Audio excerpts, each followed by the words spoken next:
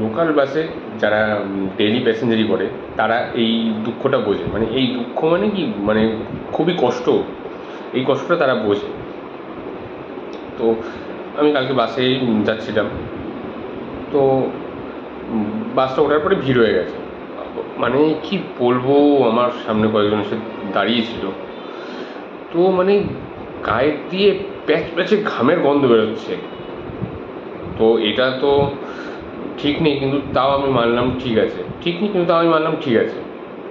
তারপরে আবার এটা ছাড়িয়েও দেখি মুখ থেকে বিটকেল গন্ধ বেরোচ্ছে।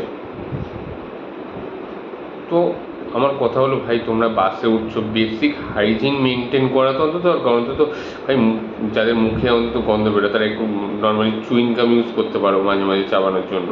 তবে যাদের গায়ে মানে ঘেমে গেছে, তো গরমকালে একটু নর্মালি একটু পারফিউম বা ডিও ইউজ তো করতে পারো। খুব কম দামেরও পারফিউম পাওয়া যায় 60-70 টাকায়, তো ওইটাও যদি একটু হালকা করে লাগিয়ে নিতে পারো, তো এমন তো কিছু খরচা না। আমার কথা হলো একটু মানে পাবলিক প্লেসে চলার জন্য একটু বেসিক হাইজিন মেনটেন করা অবশ্যই দরকার, মানে তুমি নিজেও মরছো, অন্যকেও মারছো। তো যারা এই ফেস করে তারা একটু প্লিজ দেখো।